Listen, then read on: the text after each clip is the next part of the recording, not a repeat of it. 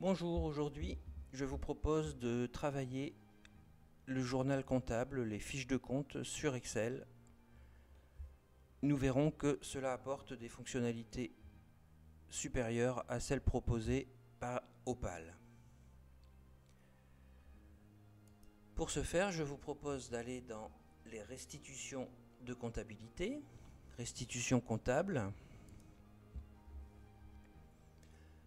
choisir consultation des écritures par compte.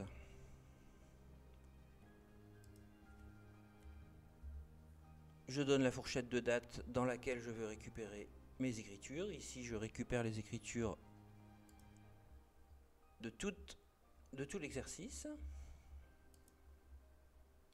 ce qui va me prendre un certain temps. Et nous allons voir que Opal est limité à 2500 lignes de données. Mais en faisant l'extraction Excel, nous verrons que nous récupérons l'intégralité du journal comptable.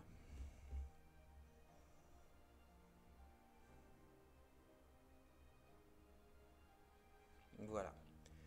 Ici, Opal nous informe qu'il est limité à 2500 lignes, mais nous allons voir que dans Excel, nous allons bien au-delà. Voici donc le journal comptable que j'exporte avec le petit nuage.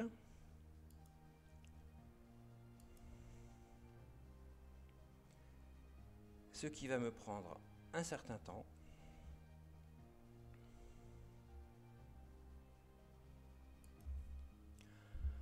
Au point que Opal me dit que le résultat sera disponible dans mes travaux. Je vais donc aller dans la petite cloche consulter mes travaux. Voilà, l'extraction est terminée. Je clique dans le fichier Excel. Il me propose de l'enregistrer sur le disque. Et ensuite, je peux cliquer en bas à gauche pour l'ouvrir directement.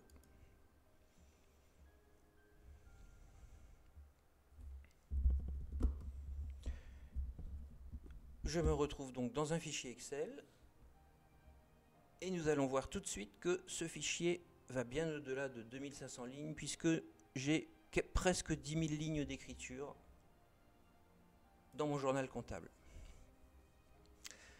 Je vais commencer par cliquer ici pour tout sélectionner et immédiatement après double-cliquer entre les colonnes A et B pour ajuster la dimension de toutes mes colonnes à leur contenu.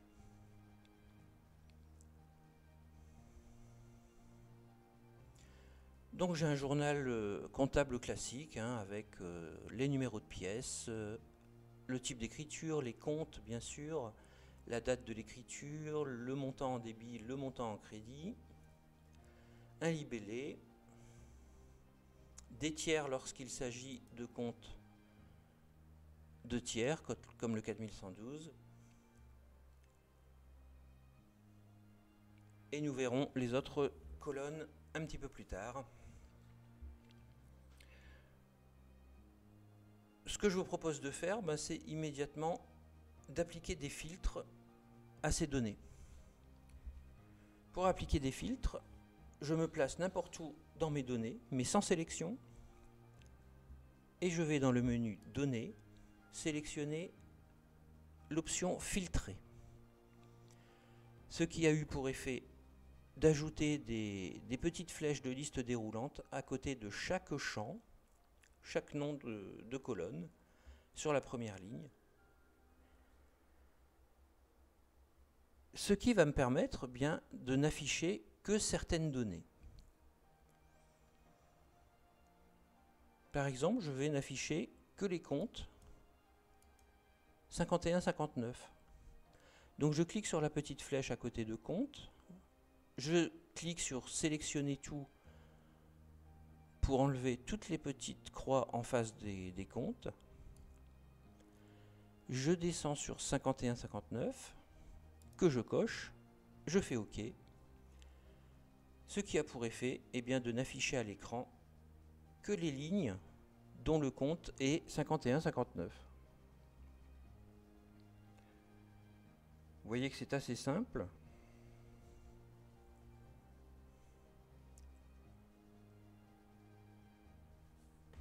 Maintenant, je peux n'afficher qu'une écriture en particulier. Et pour cela, je vais aller sélectionner le numéro d'écriture.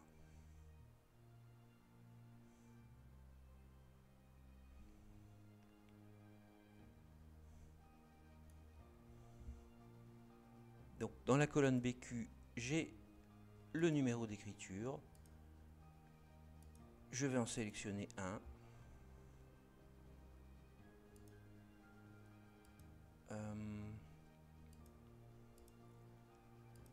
Voici. Putain. Et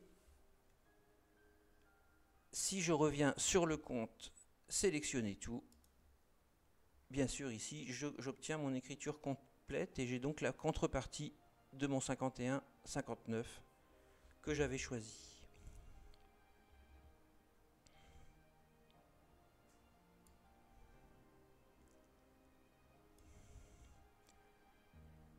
Alors à ce niveau, il est intéressant de noter que je sais à l'écran que j'ai une sélection en cours parce que mes numéros de ligne sont en bleu. Donc ça veut dire que je n'ai pas toute ma base de données à l'écran. Pour savoir quels sont les filtres qui sont activés, eh bien je regarde les petites flèches à côté de mes champs. Et je vois ici sur écriture que j'ai un entonnoir, donc c'est que ce filtre est actif. Si je veux le rendre inactif, je l'ouvre et je sélectionne tout pour récupérer ma base complète. Et d'ailleurs vous voyez que maintenant mes numéros de ligne sont en noir, ce qui signifie que j'ai toute ma base de données à l'écran.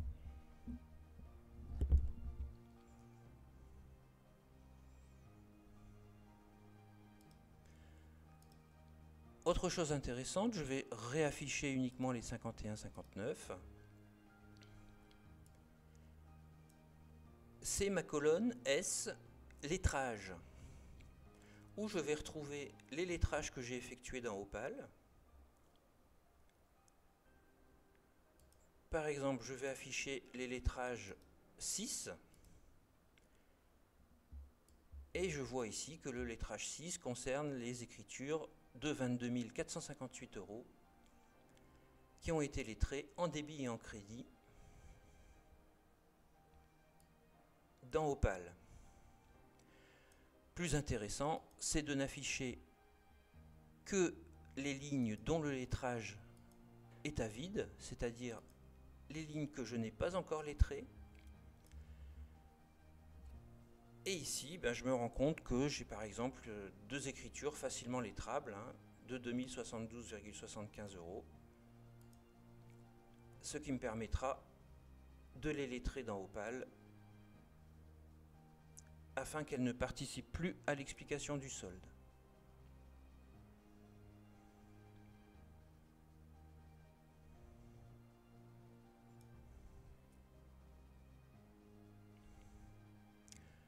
Alors maintenant, quand je veux travailler sur une partie de la base de données, il est pratique de la recopier dans un onglet de la feuille Excel. Je vais faire cela avec toutes les lignes du compte 51-51, donc que j'affiche ici. J'ai affiché les lignes uniquement du compte 51-51, donc je récupère la fiche de compte que je sélectionne avec ce bouton en haut à gauche. Je clique avec le bouton droit de la souris pour copier ces données. Je vais dans l'onglet suivant. Dans la colonne 1, je clique bouton droit et je fais coller les données. Voilà, comme ça, je ne récupère que les écritures concernant le 51-51. Dans cet onglet, que je vais renommer 51-51-00. J'ai double-cliqué dans le nom de l'onglet pour ensuite saisir son nouveau nom.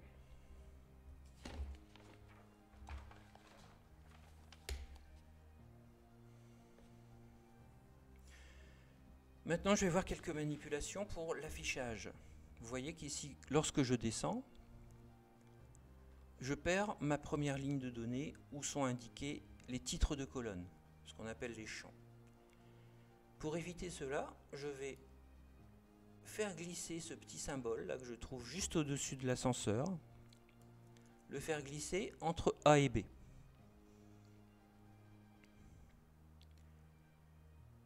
Et je peux également bloquer les colonnes de gauche lorsque je vais à droite, en faisant la même chose avec ce petit symbole que j'attrape ici juste à droite de l'ascenseur et que je fais glisser par exemple juste à côté de la colonne G. Et ce seront les limites que je veux voir figées à gauche et en haut lorsque je me déplace dans le fichier Excel. Une fois que j'ai placé ces deux barres, je vais dans le menu Affichage, choisir Figer les volets et encore Figer les volets. Et vous voyez maintenant que lorsque je descends, je garde ma première ligne. Et lorsque je vais à droite, eh bien je garde mes 7 premières colonnes sur la gauche pour pouvoir travailler de façon plus facilitée.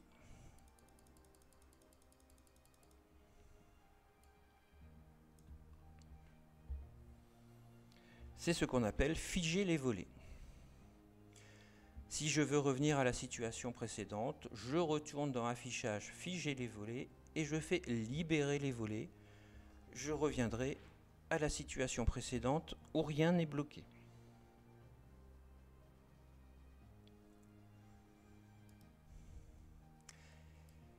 Alors maintenant, il y a une petite astuce qui permet, quand on pointe par exemple le 51-51 qui n'est bien sûr pas un compte de tiers, eh bien qui permet quand même de récupérer le tiers en face des écritures du 51-51. Et ça, c'est assez intéressant, puisque ça facilite les opérations de pointage.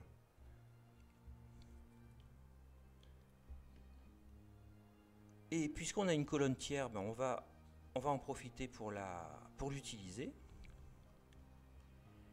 Et on va taper une formule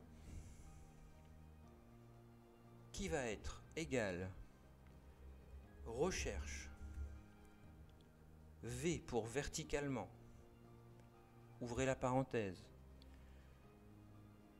Qu'est-ce que je vais rechercher? Eh bien, je vais rechercher le numéro de pièce. Donc je clique sur la case A2. Point virgule. Où est-ce que je recherche ce numéro de pièce? Je le recherche dans ma zone globale. Donc dans ma colonne A ici. Et lorsque je trouverai le numéro de pièce correspondant, je souhaiterais récupérer le tiers qu'il y a en face, ici.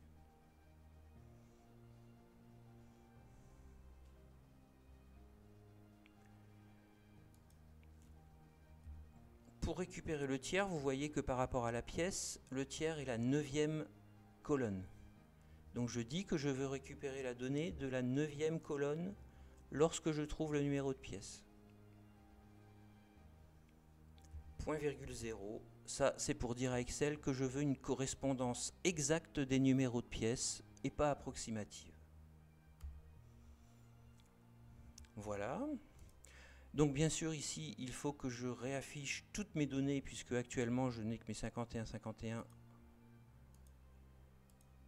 et mes tiers se trouvent dans les écritures de contrepartie.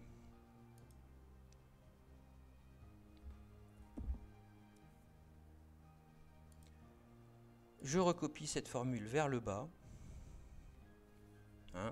Donc je me suis mis sur la case de la formule juste en bas à droite et j'ai double-cliqué. Automatiquement la formule se recopie vers le bas. Et vous voyez que pour chaque écriture du 51-51, j'ai le numéro du tiers qui est apparu quand un tiers était concerné.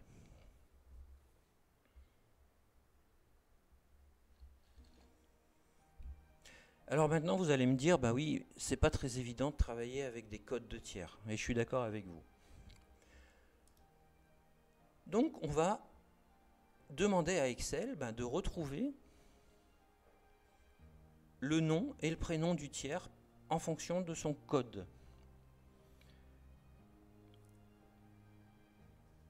L'informatique n'invente rien.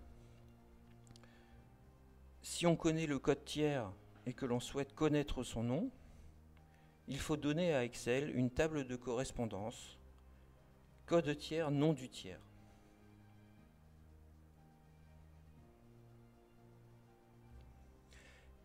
Et cette table, Opal est capable de nous la donner.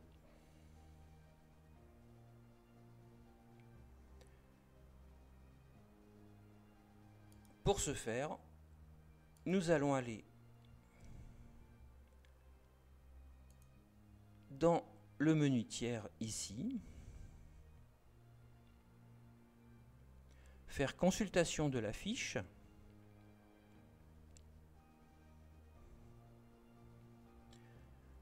je sélectionne tous les tiers, donc je fais directement la petite loupe.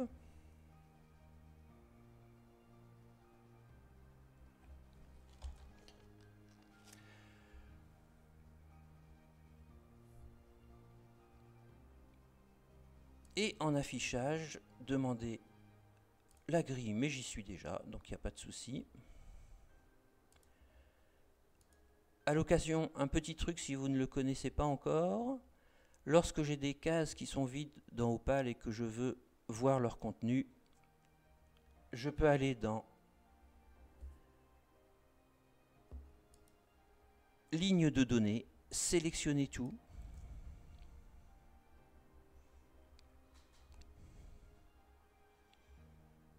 Donc c'est un petit peu long parce que la table de données est très importante ici.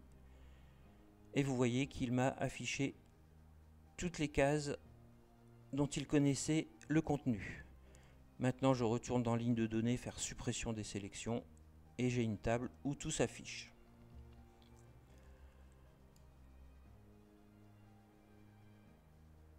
Voilà, donc ici j'ai une table tiers que je vais exporter avec le petit nuage.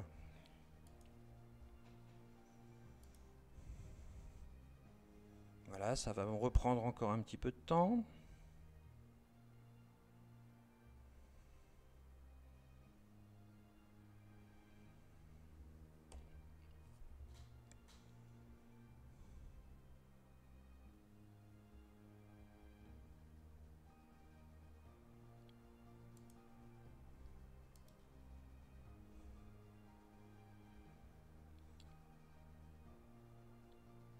Il ne m'a pas donné de résultat, mais je pense que dans mes jobs, je vais retrouver cette extraction, consulter mes travaux.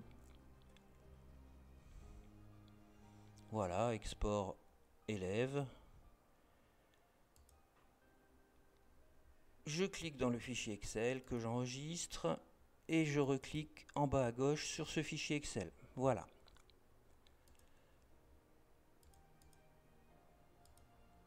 J'ai donc bien mes élèves, leur nom, leur prénom. Bref,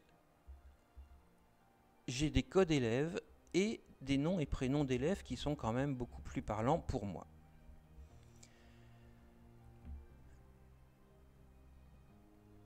Je ne vais recopier dans mon fichier de départ avec les fiches de compte que ces 3 colonnes dont j'ai besoin. Donc je les sélectionne, CDE, bouton droit, je copie. Je retourne dans mon fichier de départ. Et dans le 3e onglet, par exemple, je vais coller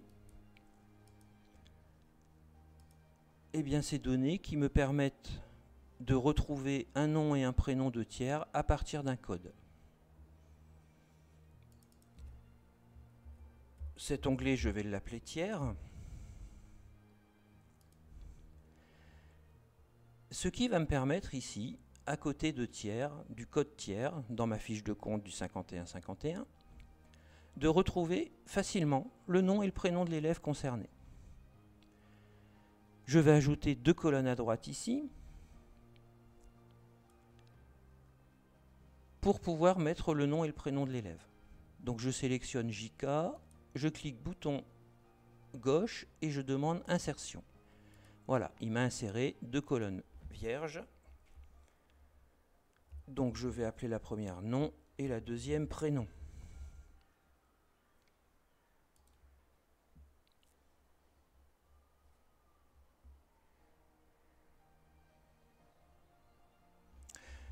Et maintenant, la petite formule magique d'Excel qui va me permettre de retrouver le nom et le prénom à partir du tiers. Eh bien, ça va encore être un recherche V. Donc je fais faire égal recherche V. Qu'est-ce que je recherche? Je recherche le code. Ici, j'en ai pas. Mais bon, je dois faire comme si j'en avais dans toutes les colonnes pour pas avoir à taper les formules uniquement lorsqu'il y a des codes. Donc je recherche le code, point virgule. Je le recherche dans cette table tiers, dans A, B, C, puisque je recherche toujours dans la colonne de gauche de ma sélection, mais en même temps je vais demander à recherche V de me renvoyer la valeur qui se trouve à droite du code lorsqu'il l'aura trouvé. La deuxième valeur pour nom et la troisième valeur pour prénom. Donc de A à C. Et ici, je veux donc qu'il me renvoie la valeur de la deuxième colonne de ma sélection AC, point virgule, 0 pour lui dire que je veux une correspondance exacte entre les codes tiers. Je ferme la parenthèse, je fais entrer. Alors bien sûr ici, il ne m'en a pas trouvé puisqu'il n'y avait pas de code tiers, mais si je recopie ma formule, vous voyez ici qu'il est capable de me redonner les noms des tiers lorsque j'ai un code.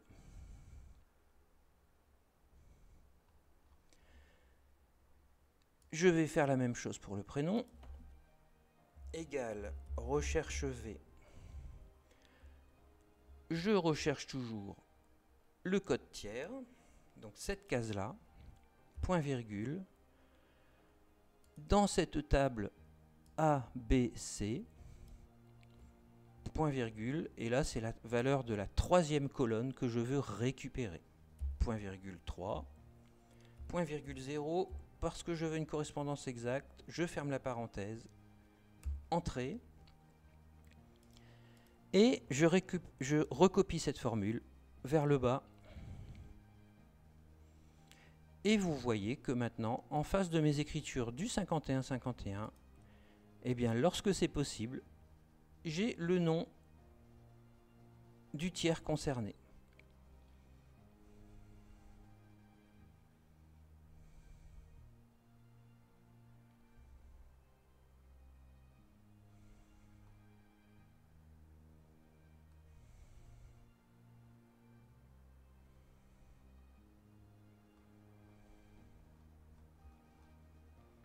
Voilà, c'est tout pour aujourd'hui.